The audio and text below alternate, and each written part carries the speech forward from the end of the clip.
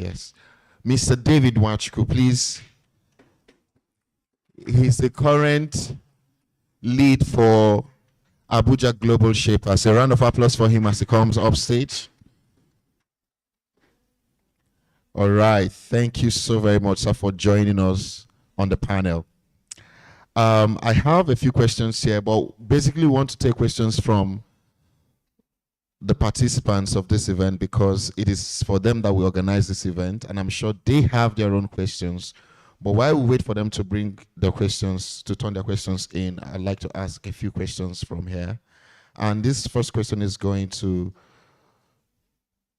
Mr. Robert. So the first question is, how can aspiring entrepreneurs identify profitable business ideas that address unmet needs or market gaps? Because you took us on a session today on how to, generate seven-figure or create a seven-figure companies or businesses. So let me go over it again. It says, how can aspiring entrepreneurs identify profitable business ideas that address unmet market gaps?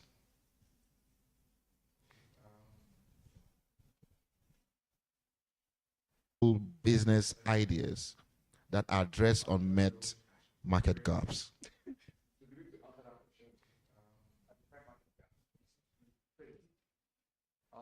Business ideas that address unmet market gaps.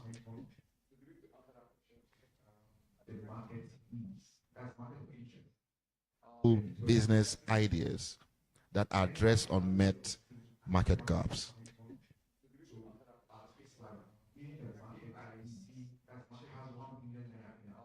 Business ideas that address unmet market. Maybe last year she had 30 billion. Maybe 3 years ago she had 50 billion. Now she has 1 billion. As it changed. So if you don't see 1 billion in her account right now, what would you think? You don't say, she's rich.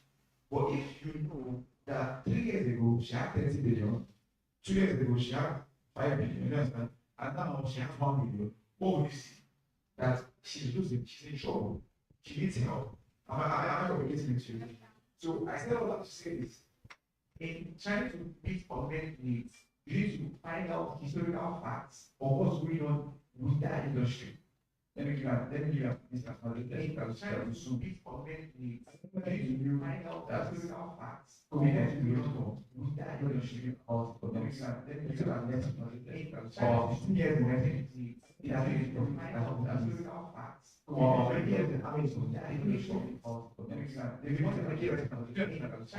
they know. The source. So, for example, I'll give you an answer. My first business venture was an airtime business, virtual airtime business. And I saw that. How many of you remember when you buy airtime, please? So you are buying and you carry your hand and scratch the digits. Do you remember that? Yes. So what have you done that? Guess what? I saw it go. How they prepared it. I was like, okay, right. We have Nigerian spends about 4 billion, rather billions of naira every day on airtime. So I said, okay, no problem. This is not money here. So how can I use technology to advantage? I think I'm going to it. And now, mirroring it with the airline business. I found that people say, 60% of airline booking was now online. Meaning that Nigeria was one of the about internet fraud, but now accepting this issue very easy. Yes, because of that, anyone that plays advantage to that right now, very rich. For example, each other. Not to spend a lot of stories, but in a nutshell, the way to use unmet needs is look at the historical facts of where this industry is coming from. And what happened right now, then you'll be able to predict it. Now, when you predict it, start building something now. I thought it was satisfying. So you are doing something now. What's in your mind? This thing really doesn't make sense. But because you have seen the future, you start building something right now. Guess what? I'll end by saying this. The billionaires tomorrow, many people say, the billionaires tomorrow, say tomorrow, and start living from tomorrow today. A big round of applause for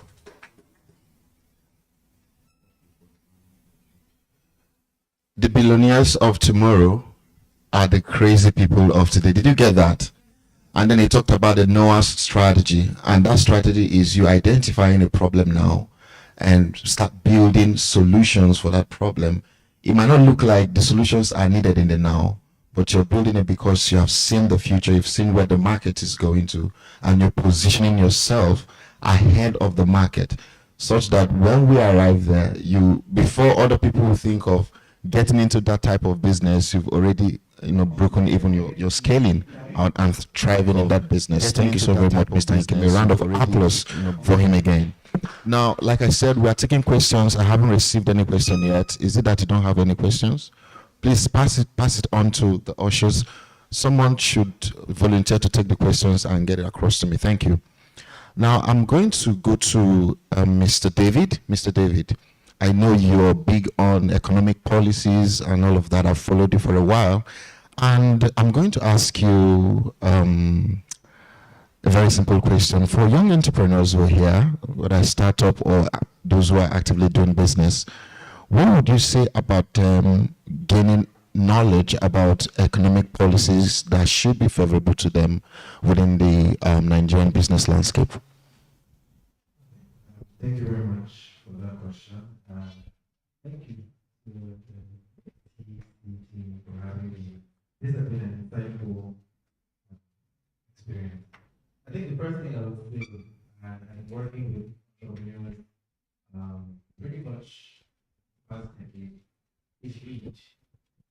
I feel like a lot of you are allergic to reading, but please read.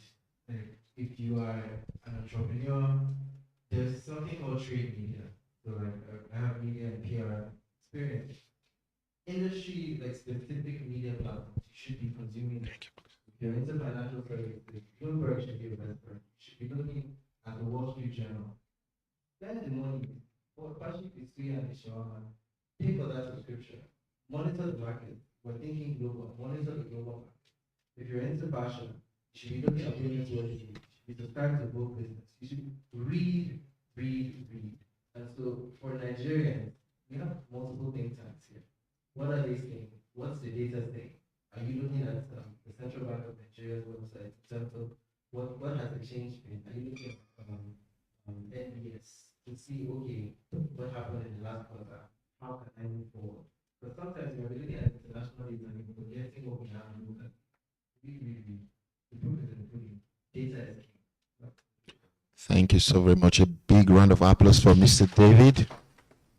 So you must be conversant about the kind of business you're into or you want to get into, learn about the policies, the economic policies that are connected, associated with such enterprise, so you are informed. Thank you for that response, sir. So I'm going to take a question that we have from one of the participants here, and this question goes to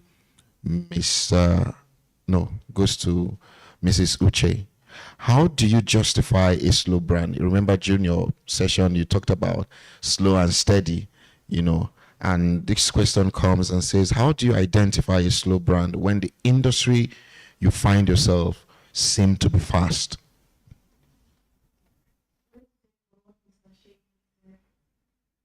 Everybody moving in one direction. Pivots. That's how you stand out. And we are a brand that is trying to simplify the complexity of sustainability. So we're slow because learning is not something you rush. And it takes time to get to know one person, get to know how you help them, get to know. We're not at the phase where we can rush anything because literally we are also like a small business. We're not, I don't even qualify as a startup. And it's a small business. So I cannot afford to be rushing anyway. I'm not trying to manufacture. I'm also trying to change the consumerism mindset. I try to change the mindset of consumption to necessity, reality, consciousness, mindfulness. So That's how we justify our soul brand. Again, apart from the fact that my core brand value is love. Love for people, love for the planet, reality, and consciously. It has to be. My customers, they are always happy. Like what I deliver for them is joy. No matter how low, let me always for someone. And that's all foundational. Thank you so very much, Mrs. Nkem. A round of applause for her. So, with what she just said, sometimes slow doesn't mean slow.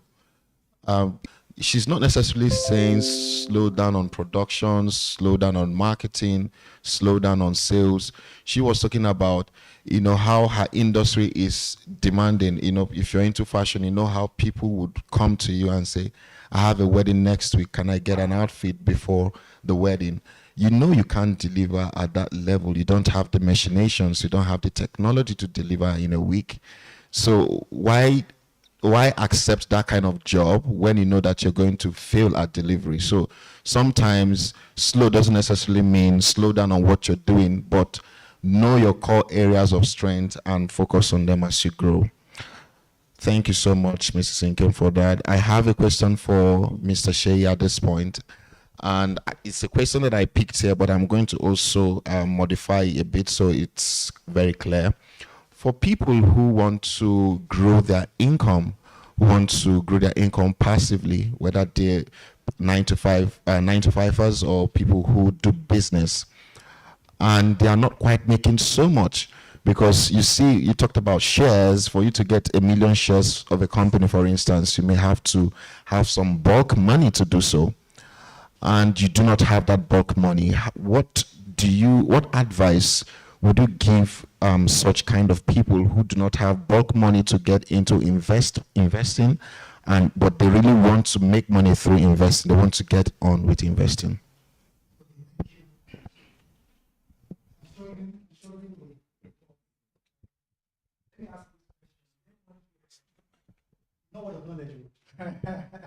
You have a business and your total capital is like 100K.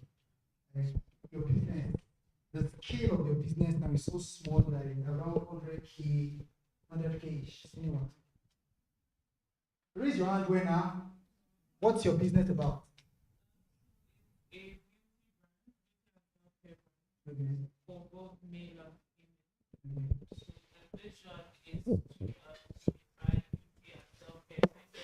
Okay. Okay.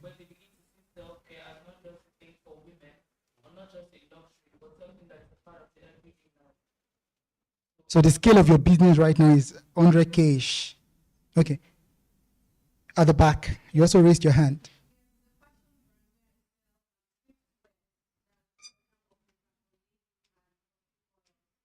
Okay, so another person. Okay, tell me about your business. Another person. Okay, tell me about your business. Another person.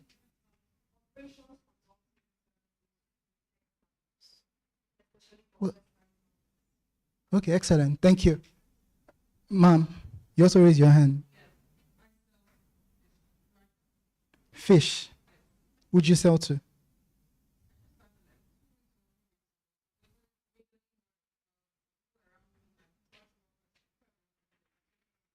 Okay, so this is the thing. Two things. First off, I've just told my people to please return the money you paid. Another person. Right? Because the money you paid. It's a paid engagement. But with what I'm saying, I'm under pressure in my mind. Return the money. I've just asked my people to please return the money they collected from you as the fee. One. Then secondly, for two people, I'm struggling between you. I like your face is fine. So I'm struggling. Someone will have to help me between her and her. I want to give them 100K each for their business. 200, then I'll return the money. So to answer your question, I just wanted to do that quickly, right? I feel I'm under pressure. I've been struggling. No, I'm not going to do this. Do it. I'm not going to do this. Do it. Right, I need to do that. So for God in heaven, really, how do you start to invest when you don't have so much money to start? there are 3 levels of investment, right? Low risk assets, medium risk, high risk. I advise people that are still in their 20s, you're still in your 20s, going on 30, 20 to 30, do more of high risk ventures. Take risk. Right? Yes, take risk. Some people have asked me, when is the best time to japa? I want to japa. I've been asking God. God is not saying anything. What I'm asking them, how old are you? 21. Japa. If you make a mistake, you still have time. It is better for you to act and make a mistake than not do anything and regret it later in life. Have you heard this concept of parents, mom? There are some moms right now, 40, 50-year-old mom, that are beefing their 25-year-old, 20-year-old daughters. And they can't say it because the girl is living the life that they wanted to live. They missed out on living, right, in their own time. Right. In your 20s, take all the risk that you can take. Right. So 3 levels of risk: low risk, medium risk, high risk. But as you begin to age, like someone like me now, I may look young, I'm 38. I'm going to be 40 in 2 years. You guys don't believe it. Do you believe it? Right? So someone like me right now, in my late 30s, I do more of medium risk. Right? Once you hit 50, you become a conservative investor. Because what is the philosophy? If you make a mistake with your money, there is no time to recover it back. Right? We can now give you sermon of, you are the God of restoration. God can restore. But why do you want to take the jump to start with? So, medium risk, low risk, high risk. Flip the switch. Let me go back to the beginning. You don't have money to start, right? What are those high risk assets? So that it's not just theory. Example, Forex.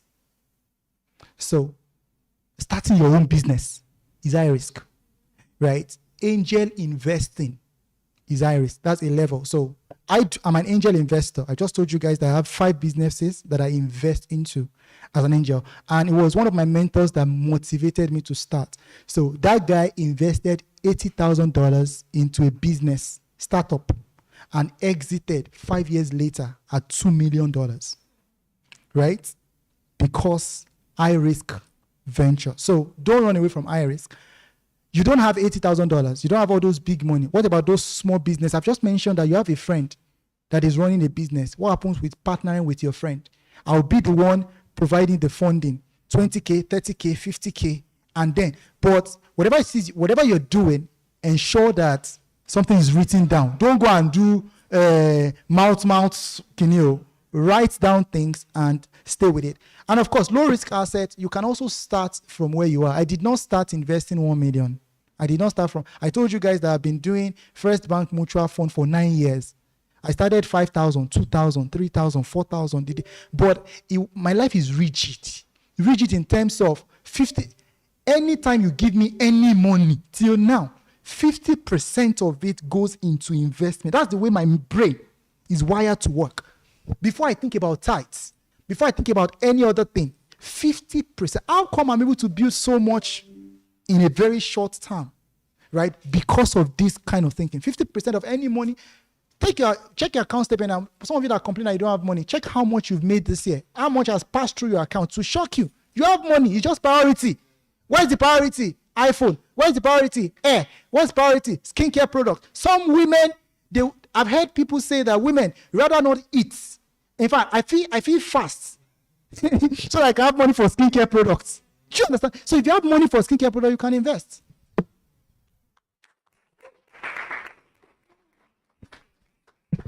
A round of applause for Mr. Shea.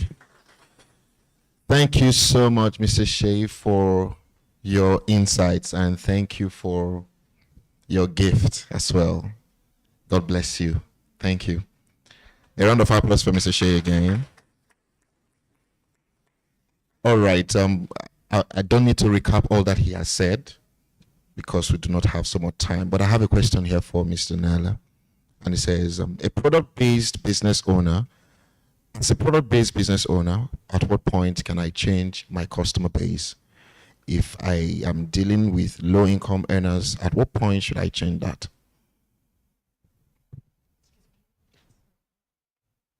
Okay. As a product-based business owner, at what point can I change my customer base? If I deal currently with low income earners, how do I change that?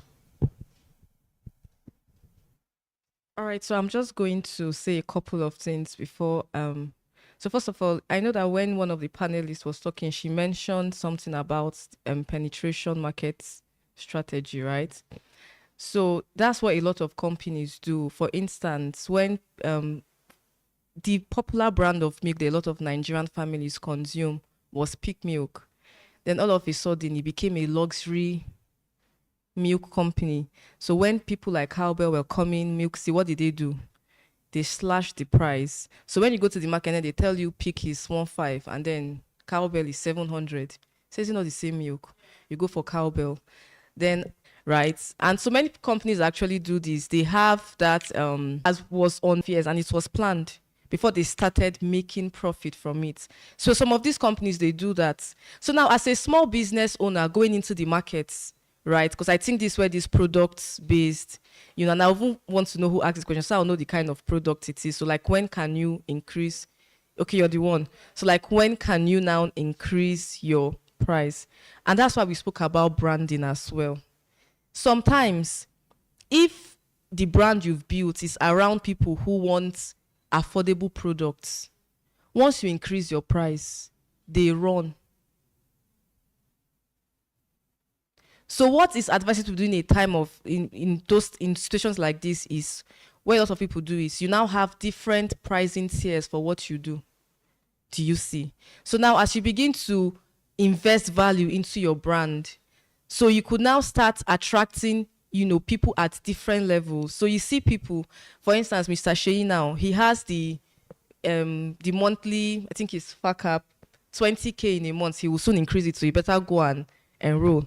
That one is for people who I want to just get the basics of financial knowledge. He may have started from there. So now as your brand begins to increase, he also has like master classes one-on-one. So now he's not going to say, okay, I'm no more doing 20K again because now I'm making so much money.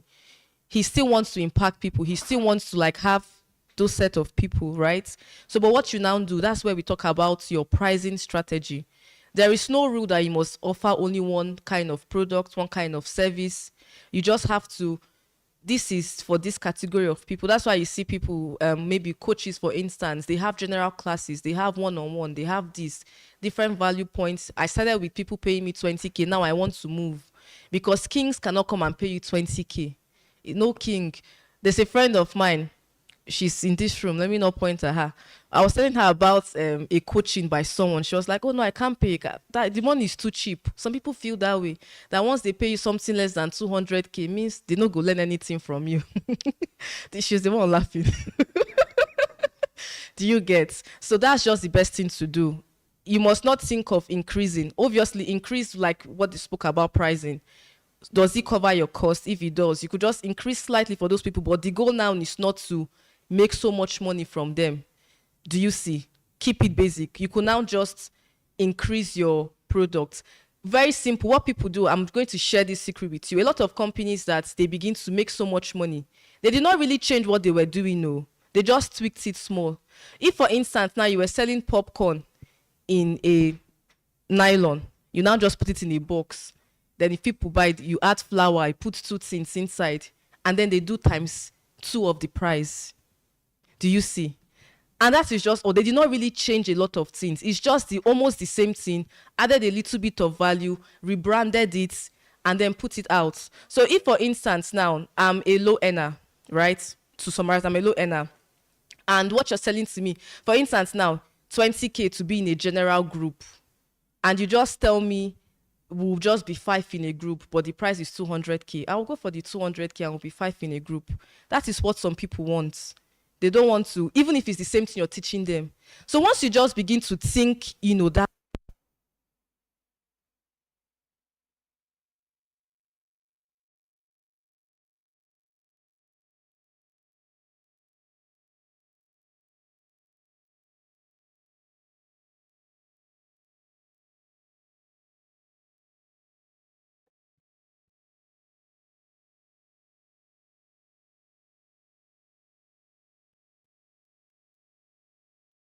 Thank you very much, Ms. Daniela, for your wonderful insights. Thank you, thank you.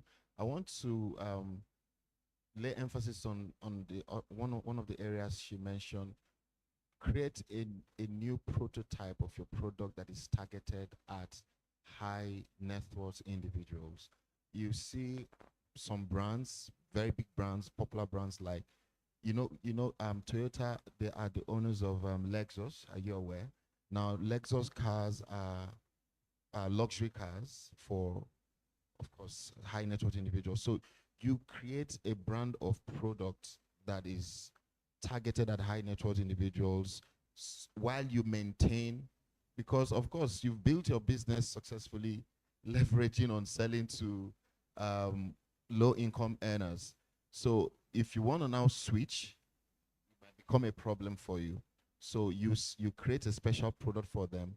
You keep selling. You start testing, selling to them while you maintain selling. And of course, if you want to increase revenue from low income earners, increase your sales, increase how many persons who are low income earners that are buying from you. During my session, I mentioned it as well.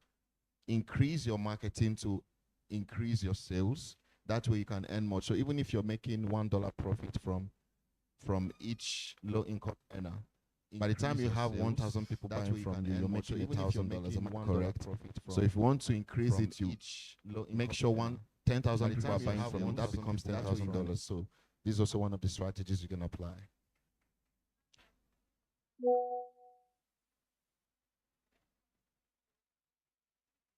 For a lot of brands, it's even the people that don't really have the money that will help you to push your brand.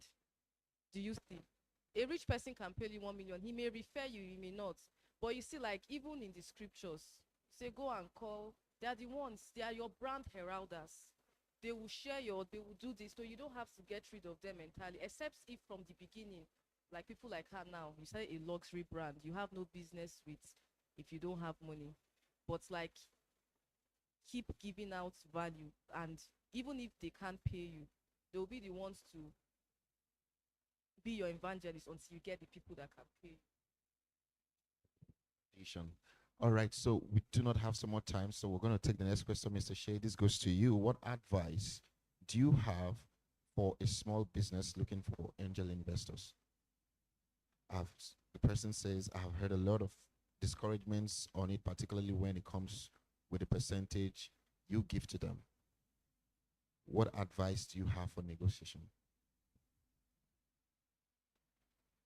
Thank you. For angel investing, there are some platforms that you need to be speaking to. First off, you need to have your pitch deck in place, your business plan and all of that.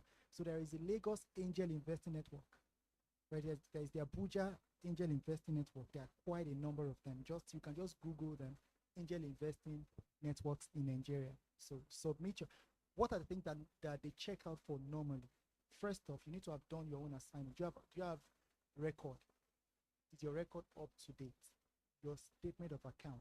And essentially, they don't really give debt financing. There are two kinds of financing that you can get for your business. There is debt and equity.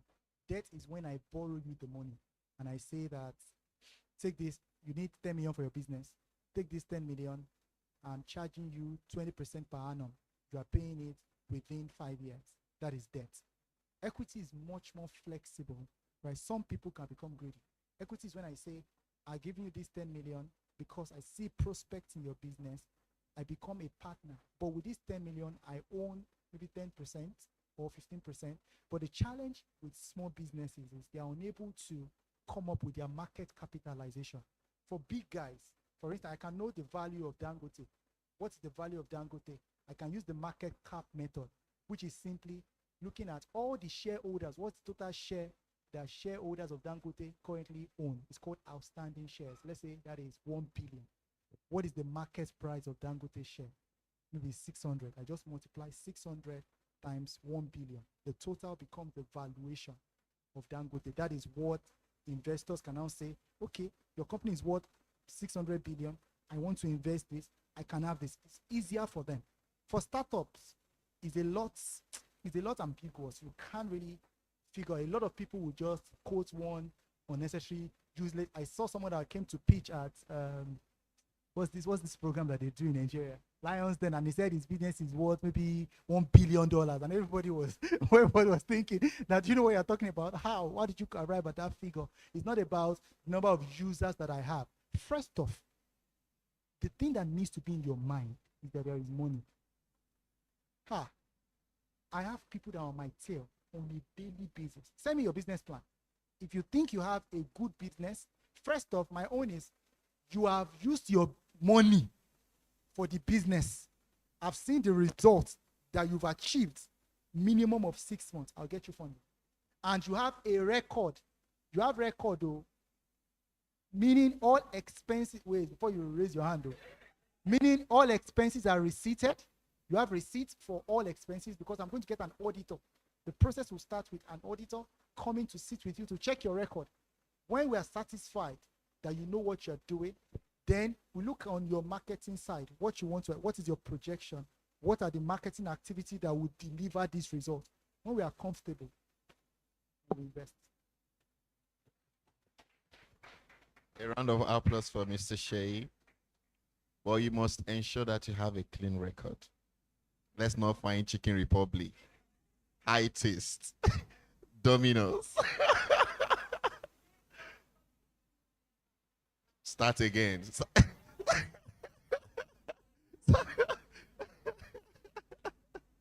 A round of applause for Mr. Shea again. All right, this question goes to Mr. Nkem. He says, what can I do to find the right team? How do I find the right people to work with?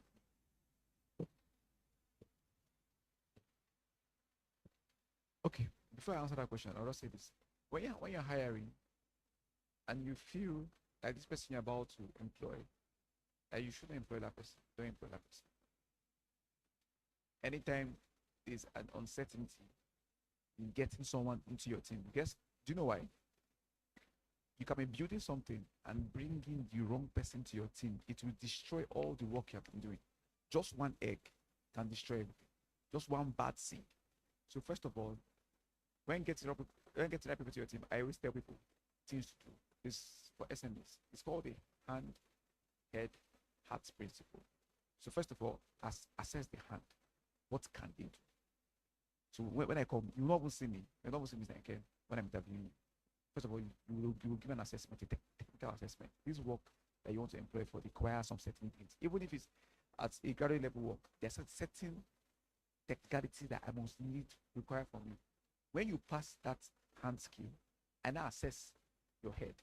That's how you process information. I look at your CV. What was your experience? Where have you worked before? What are the things you've done? Which school did you go to? Now, you went to Harvard University. The value of Harvard University to me is not the school you went to, it's the experience you got there, the exposure, your mind. So when I see you put Harvard University there, I'll be very interested. Like, okay, this guy would think globally more than my other staff, and to even help me in my organization, what I'm doing. So first of all, you assess the head. When you're trying to employ people, how do they think? How do you process information? So with your, that's where this is done in competence, technical competence, as what you do answer, and also physical interview. You're asking questions, and you're not listening to what they are saying. You're listening to what they are not saying. You're listening to how they are reacting, how they're responding to. So from there, you're getting them. Then there's the last one, which is the most important one. You can forgive the hand. You should hardly overlook the head, but the heart. Who are you?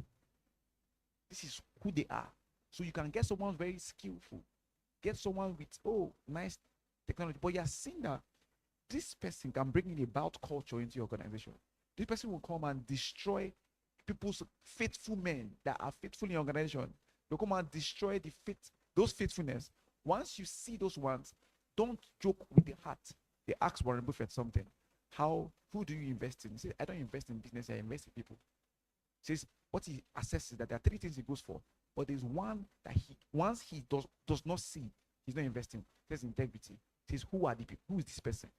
So whenever asking you questions, you want to invest in your business, he's looking at you. And so far, in the last 10, 15 years, that's the best investor has ever amassed the face of the earth. Warren Buffett, that's how he made his money through investment. So first of all, don't joke with their heart. Who are you? Are you a bad person? See, people, this world, nobody's like you. See, they are wicked men. I'm not like they will come to your organization, you will do good to them, they will do bad to you. So don't change it. So yes, how do you get it? LinkedIn. Just LinkedIn, post a free job. People are looking for a job in LinkedIn. So just go to LinkedIn, you see post a free job there. I hate all these agents. Most times they just go to the creeks and get people for you. But I have some certain agent that you can work with that will help you. So either if you have the money, go and pay a HR consultants company. Say, people get me this thing. Me, my sentiments. So I'm talking to me now, tell me that, oh, I've waited in 3 days, I will employ the person. So I don't trust myself. So if you have money, give HR consultants, please, this is who I'm looking for. If the person, there's a contract they will sign with you. If the person is not the person, they will replace for you so they get the right person for you. Or you go to LinkedIn, apply, put a link there. They will register. Then you now choose and follow this principle that I just taught you. Assess the hand. Don't allow them see you without knowing what they can do. Even if they fail, still allow them access you. Don't allow them see you. Number 2, assess how they process information, which is CV and this thing. And the last one is who are they? Interaction. We're having conversation here, trying to test them. Praise God.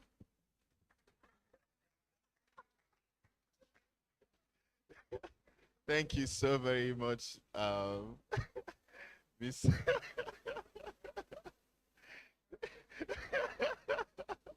Thank you so much for such an insightful one. Thank you, thank you, thank you. So, because we do not have much time, we're just going to have you leave your final words, just in 30 seconds, your final words.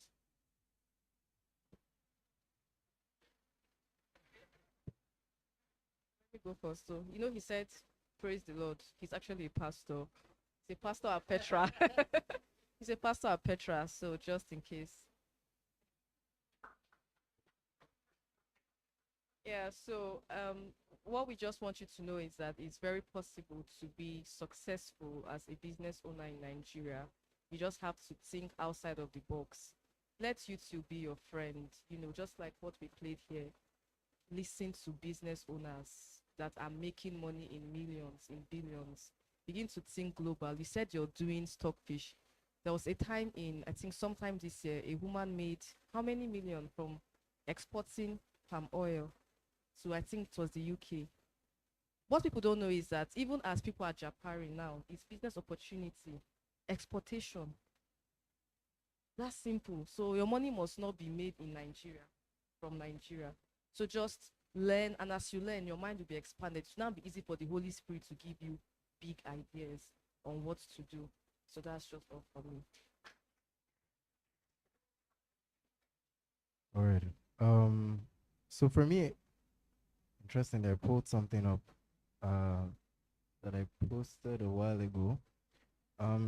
It's an excerpt from the founder of the World Economic Forum, and he was talking to us the summit in July, basically on the need to have constructive optimism, but was from the context of leadership. But I feel it also applies to entrepreneurship because we're in very uncertain times. And when Stanker mentioned, what you said about 2024, it's very interesting because my general overseer said the same people 2025, so my chest was like, God, I'm but it is what it is. But like it's been said today, you can't exist as an entrepreneur if there's no problem to solve. So where there's problem, there's always profit. But constructive optimism, and this is how it can work: soul, brains, heart, muscles, and nerves. Each of these 5 elements are essentials for modern entrepreneurship. Now, the question to then ask yourself is, how much of a vision do you have to translate your soul into action?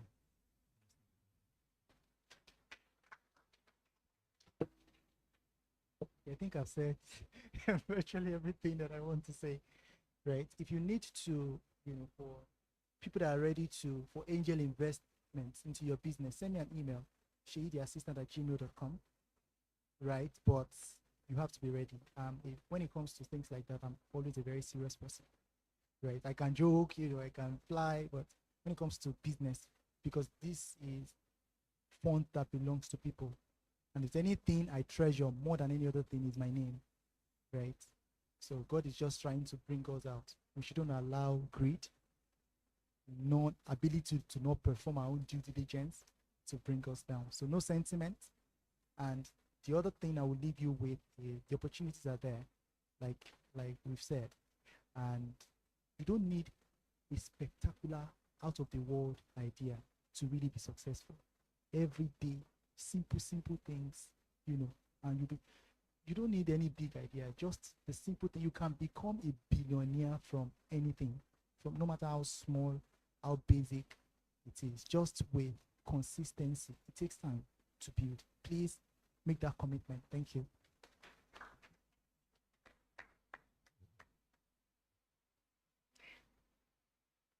Wow, you guys are amazing. You guys actually give me hope.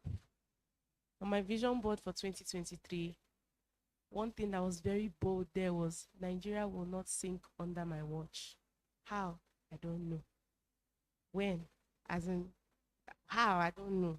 But what I know is that Nigeria will not sink under my watch. And I always say that Nigeria is amazing. I'm Nigeria's poster girl. And this being here and just this craving for knowledge, for connection, for meaningful conversation is where we need to be, is how we move. It means that the children we are raising will think like us, and they can only get better than that. I'm so emotional. I'm an emotional person. And the last thing I wanted to say, sorry, let me collect my thoughts.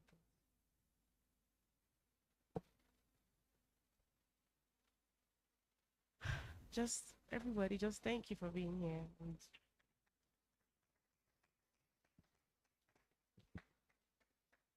All right, thank you. Now that my cover has been blown, I became priest. All right. Just to just say my last thought to you is accountability. So now you've heard a lot of information. In fact, information overload I'm using some of it right now. She has given us basketball investment. And Daniela has given us action. One, implement. One has got innovation, scattered me like this innovation and everything. And I brought some few things from you. Do you get? But now it's easy for you to live here, and next year you come for a margin program, and next year still be at the same level. If there are no systems you put in place, so find accountability, find an accountability system, submit under someone. You can have accountability with your own friends, accountability with someone to follow Shane. Those you might not need to have him personally, just from his video content. Me, I'm a person that's star. Oh, I'm star, following star. Once you put out something, so I will follow you. There's this guy called Visi Tembayo, you get, so you see him now. I don't need to meet him physically, but anything he has put out, his podcast and anything, I want to catch his mind. When I catch his mind, I will replicate his result. Chance will happen that one day you come and meet me and say, okay, I want to meet this guy. Do you understand? So you don't need to meet him physically or meet our creator here or Daniela or Uchechku or even myself. Just by what we put out there or what we are doing, you want to follow. Do you understand? And what is the way to get close relationship with people? Now, many of you now have listened to what he's saying. Now, many of you are listening to what they're saying. But let me give you a trick. Look at him now. Let me share an example. He has given out 200K. He has given back the money that been paid to him. Now, you want to now get close to him. Sir, I need investment. That's the wrongest way to go. He's telling you send email to him. You know, you're like, what's email? I'm going to send email. That's the wrongest way to go. Let me give you advice. Before he leaves this door, go and meet him. What's his problem that he cannot solve, that you can solve? What's that thing that you look at him like this? Now he's saying that he wants to post from 5 a.m. to 10 a.m. Meet him now and say, okay, how can I be posting for you? How can I create a content calendar for you? I'll do this for you in 2 months. Do this for him in 2 months. You don't need to ask him whether he will get investment for you. He will come and say, come, what do you want to do? You get what I'm saying? He will come and say by himself, come, what is that thing that you want to do? Because guess what? Now you have cured his inconsistency. Now he has more time because of that. I must give you guys a trick. You look at this our great creator here now. You're like, What is the issue in handling Abuja shapers? What are that thing that he can do? You follow him in text.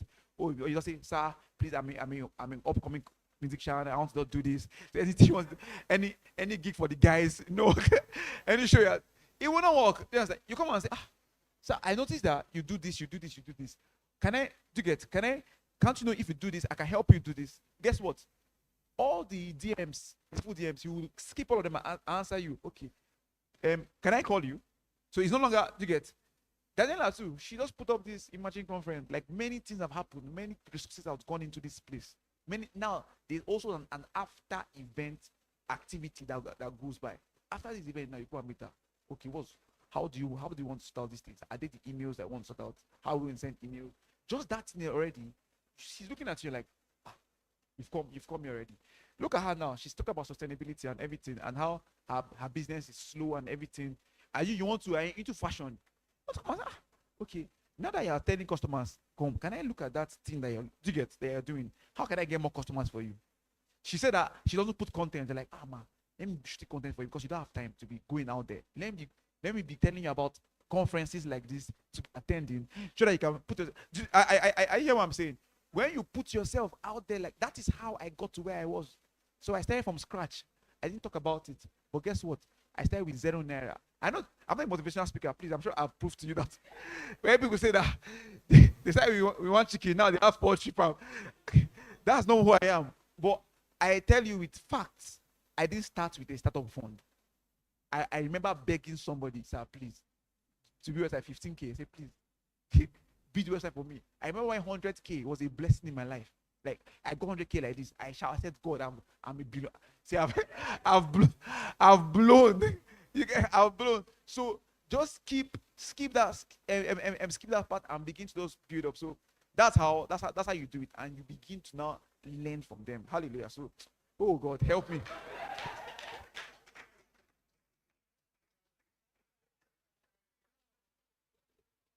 It's very hard being a pastor and a businessman at the same time, but I'm learning the professionalism. Just bear with me. Is that okay? So I'm not sure, be accountable, follow, and allow somebody oversee what you're doing. Allow somebody look at what you're doing. Okay, give me feedback on how you're going to do it. So thank you so much. That's all I share with you. In case you want to connect with me and everybody, my name Instagram Inkem Ukwa. Just put my name Inkem Ukwa and you see me. Thank you so much. A round of applause for our speakers.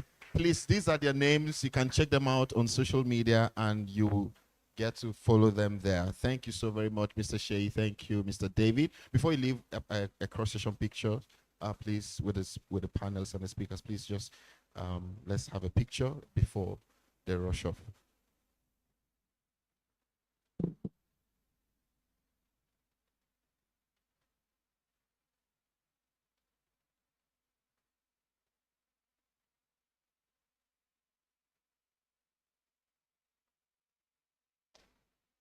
Thank you so very much for joining us at the Imagine Economy Conference 2024. And thank you, our participants. Thank you for attending. Thank